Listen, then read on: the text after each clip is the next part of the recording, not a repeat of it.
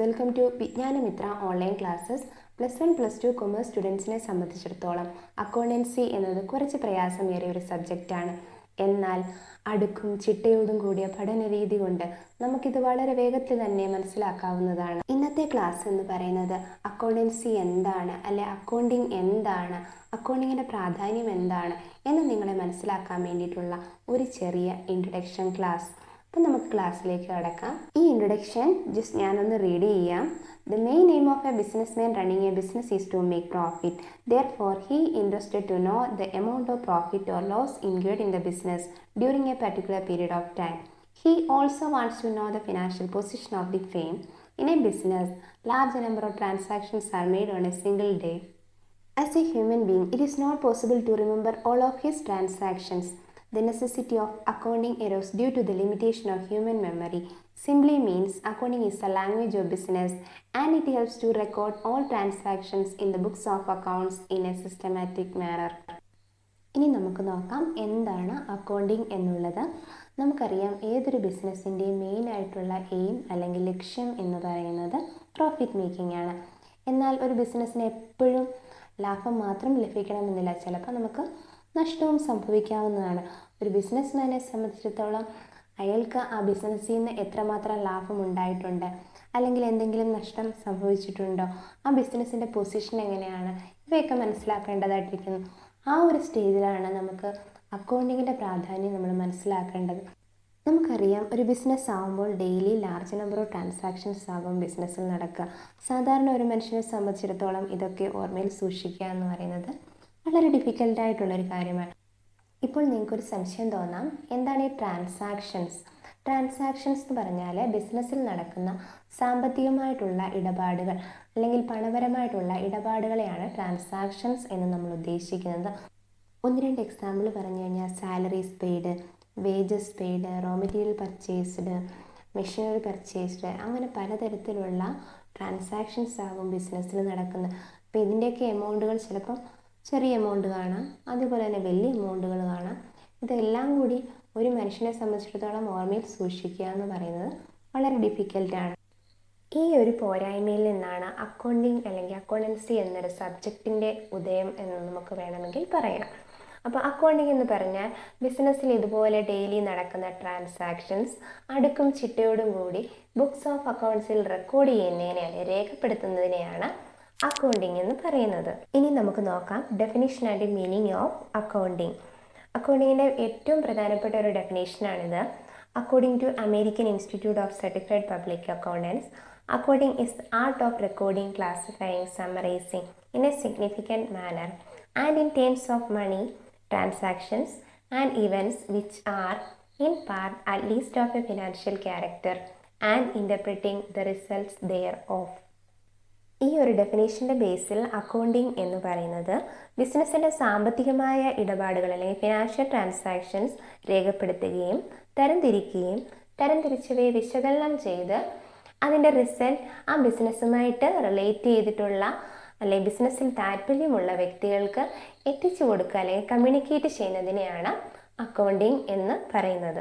ഇനി നമുക്ക് നോക്കാം ഫങ്ഷൻസ് ഓഫ് അക്കൗണ്ടിങ്. അക്കൗണ്ടിങ്ങിൻ്റെ ഡെഫിനേഷനെ ബേസ് ചെയ്തിട്ടുള്ളതാണ് ഈ ഫങ്ഷൻസ്. അപ്പം നമുക്ക് നോക്കാം ഏതൊക്കെയാണ് അക്കൗണ്ടിങ്ങിൻ്റെ ഫങ്ഷൻസ് എന്നുള്ളത്. First function recording. ഞാൻ ജസ്റ്റ് റീഡ് ചെയ്യാം. It is the basic function of accounting. It is concerned with recording of business transactions in a systematic manner. It is done in the books called journal.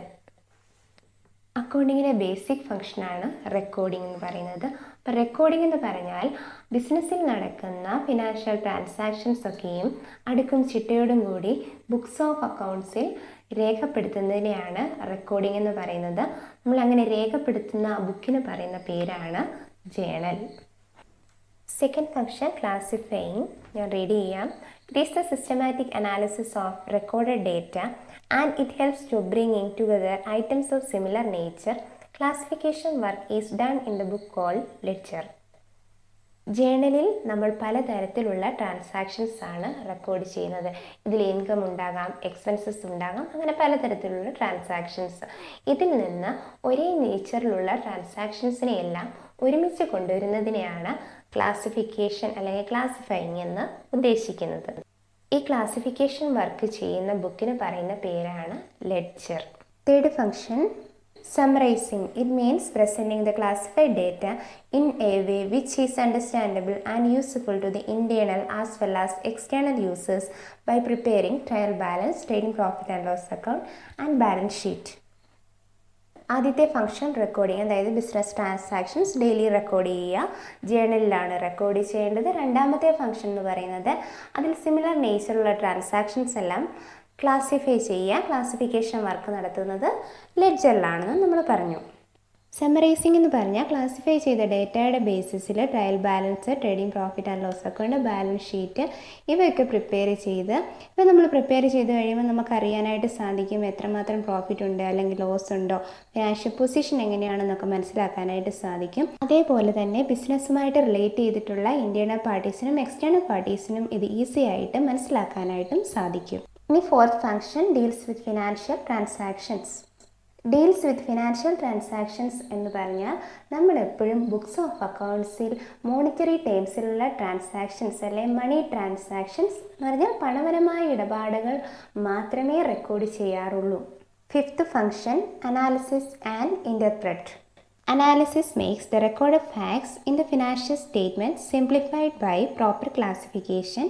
Interpretation explains the meaning and significance of the data simplified. Analysis എന്ന് പറഞ്ഞാൽ വിശകലനം ചെയ്യുക, അതായത് നമ്മുടെ financial statements ആയ trading profit and loss അക്കൗണ്ടിലും balance ഷീറ്റിലും പറഞ്ഞിരിക്കുന്ന കാര്യങ്ങൾ അല്ലെങ്കിൽ റെക്കോർഡ് ചെയ്തിരിക്കുന്ന കാര്യങ്ങൾ അനലൈസ് ചെയ്ത് അതെന്തുകൊണ്ടാണ് അങ്ങനെ നമ്മൾ റെക്കോർഡ് ചെയ്തിരിക്കുന്നത് അതിനെപ്പറ്റി ഒന്ന് വിശദീകരിക്കുന്നതിനെയാണ് അനാലിസിസ് ആൻഡ് ഇൻ്റർപ്രറ്റ് എന്ന ഫംഗ്ഷനിലൂടെ നമ്മൾ ഉദ്ദേശിക്കുന്നത്. Last function communication. After analysis and interpretation, the accounting information has to be communicated to the proper person by preparing accounting reports such as accounting ratios, graph, diagrams, fund flow statements, in addition to trading profit and loss account and balance sheet. നമുക്കറിയാം ഒരു business ആകുമ്പോൾ ആ ബിസിനസ്സുമായിട്ട് ബന്ധപ്പെട്ടിട്ടുള്ള informations ആ business related person internal പാർട്ടീസും വരാം external പാർട്ടീസിനും ഒരേപോലെ ആവശ്യമുള്ളതാണ്. അനാലിസിസും ഇൻ്റർപ്രിട്ടേഷനും കഴിഞ്ഞു കഴിഞ്ഞാൽ ട്രേഡിംഗ് പ്രോഫിറ്റ് ആൻഡ് ലോസ് അക്കൗണ്ടിനും ബാലൻസ് ഷീറ്റിനും പുറമെ നമ്മുടെ accounting ratios, graphs, diagrams, fund flow statements ഇതുപോലുള്ള അക്കൗണ്ടിങ് റിപ്പോർട്ട്സ് ഒക്കെ പ്രിപ്പയർ ചെയ്ത് ബിസിനസ് റിലേറ്റഡ് പാർട്ടീസിലേക്ക് എത്തിക്കുന്നതിനെയാണ് കമ്മ്യൂണിക്കേഷൻ ഫംഗ്ഷൻ എന്ന് പറയുന്നത്.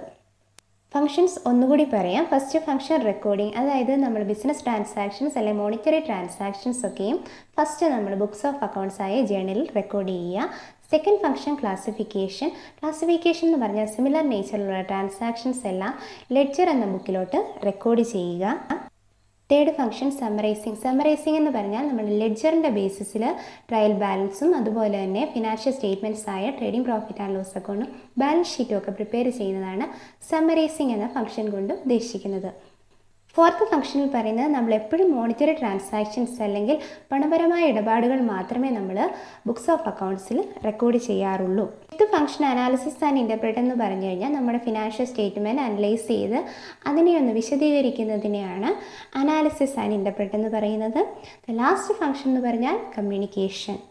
അനാലിസിസും ഇൻ്റർപ്രിട്ടേഷനും ശേഷം ഫിനാൻഷ്യൽ സ്റ്റേറ്റ്മെൻറ്റ്സിന് പുറമെ അക്കൗണ്ടിങ് റിപ്പോർട്ട്സായ accounting ratios, graphs, diagrams, fund flow statements ഇവയൊക്കെ പ്രിപ്പയർ ചെയ്ത് ബിസിനസ് റിലേറ്റഡ് പേഴ്സൺസിന് എത്തിച്ചു കൊടുക്കുന്നതാണ് കമ്മ്യൂണിക്കേഷൻ ഫംഗ്ഷൻ കൊണ്ട് ഉദ്ദേശിക്കുന്നത്. Topic: Objectives of Accounting. First point, to maintain records of business. Accounting is done to keep a systematic record of financial transactions. It is essential due to satisfy the requirements of law, provide strong evidence before court of law, detection of errors and frauds, performance evaluation, etc. നമ്മൾ എന്തിനാണ് ഇങ്ങനെ books of അക്കൗണ്ട്സിൽ ഓരോ കാര്യങ്ങളും record ചെയ്യേണ്ടതെന്ന് വെച്ചാൽ നിയമപരമായിട്ടും ഇങ്ങനെ ചെയ്യണമെന്നുണ്ട്. അതേപോലെ തന്നെ എന്തെങ്കിലും നമ്മൾ ബിസിനസ്സുമായിട്ട് ബന്ധപ്പെട്ട് കോടതിയിൽ രേഖകൾ സമർപ്പിക്കണമെങ്കിൽ അതിനൊരു റെക്കോർഡാണ് അല്ലെങ്കിൽ എവിഡൻസ് ആണ്. അതേപോലെ തന്നെ നമുക്ക് എറേഴ്സും ഫ്രോഡ്സും ഒക്കെ ഫൈൻഡ് ഔട്ട് ചെയ്യാനായിട്ട് സാധിക്കും. അതുപോലെ തന്നെ ബിസിനസ്സിൻ്റെ പെർഫോമൻസ് ഇവാലുവേറ്റ് ചെയ്യാനും സാധിക്കുന്നതാണ്.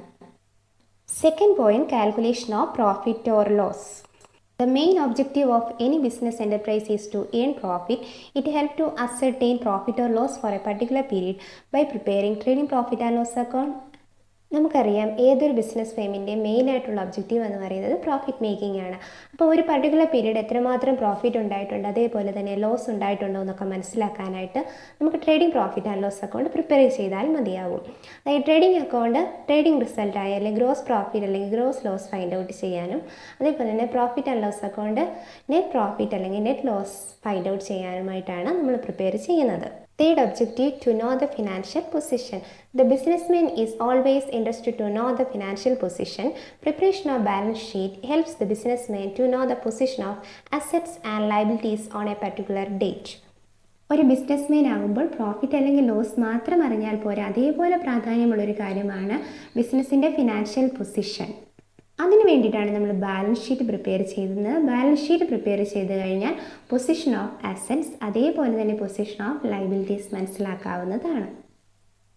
Last objective, to make information available to various groups.